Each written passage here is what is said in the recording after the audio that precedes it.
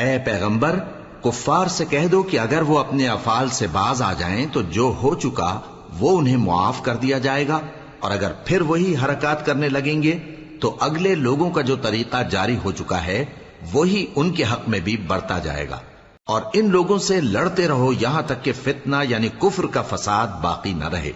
اور دین سب اللہ ہی کا ہو جائے، اور اگر وہ باز آ جائیں تو اللہ ان کے کاموں کو دیکھ رہا ہے،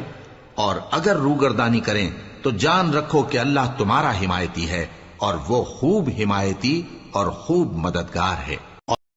اور جان رکھو کہ جو مال غنیمت تم کفار سے حاصل کرو اس میں سے 5واں حصہ اللہ کا اور اس کے رسول کا اور اہل قرابت اور یتیموں کا اور محتاجوں کا اور مسافروں کا ہے۔ اگر تم اللہ پر اور اس نصرت پر ایمان رکھتے ہو جو حق و باطل میں فرق کرنے کے دن یعنی جنگ بدر میں جس دن دونوں فوجوں میں مٹ بھیڑ ہو گئی تھی، ہم نے اپنے محبوب بندے محمد صلی اللہ علیہ وآلہ وسلم پر نازل فرمائی، اور اللہ ہر چیز پر قادر ہے۔ جس وقت تم مدینے سے قریب کے ناکے پر تھے اور کافر دور کے ناکے پر، اور قافلہ تم سے نیچے اتر گیا تھا، اور اگر تم جنگ کے لیے آپس میں قرارداد کر لیتے تو وقت معین پر جمع ہونے میں تقدیم و تاخیر ہو جاتی، لیکن اللہ کو منظور تھا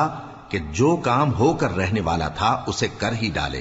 تاکہ جو مرے بصیرت پر یعنی یقین جان کر مرے، اور جو جیتا رہے وہ بھی بصیرت پر یعنی حق پہچان کر جیتا رہے۔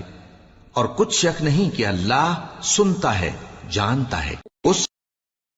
وقت اللہ نے تمہیں خواب میں کافروں کو تھوڑی تعداد میں دکھایا تھا، اور اگر بہت کر کے دکھاتا تو تم لوگ جی چھوڑ دیتے اور جو کام درپیش تھا اس میں جھگڑنے لگتے، لیکن اللہ نے تمہیں اس سے بچا لیا، بے شک وہ سینوں کی باتوں تک سے واقف ہے۔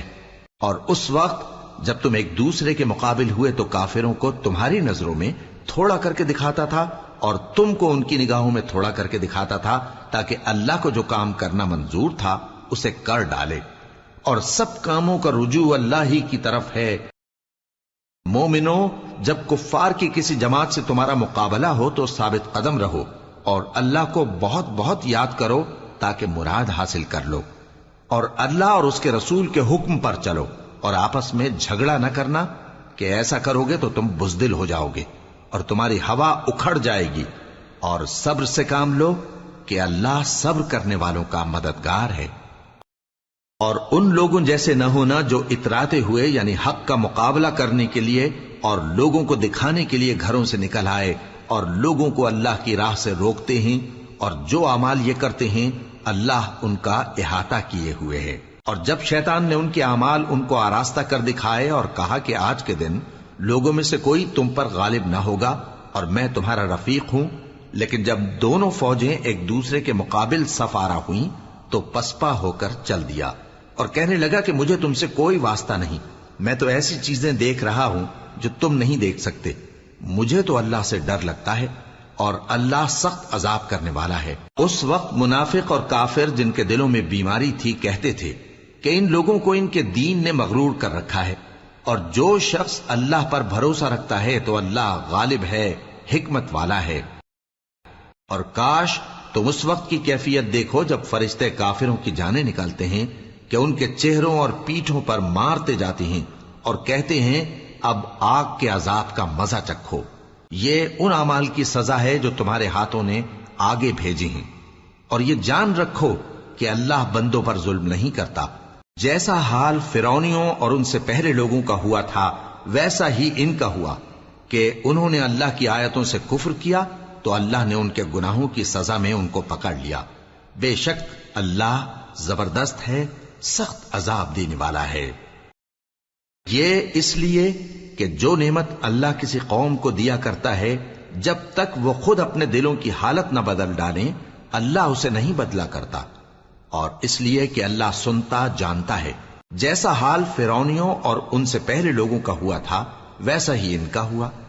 انہوں نے اپنے پروردگار کی آیتوں کو جھٹلایا تو ہم نے ان کو ان کے گناہوں کے سبب ہلاک کر ڈالا اور فرعونیوں کو ڈبو دیا،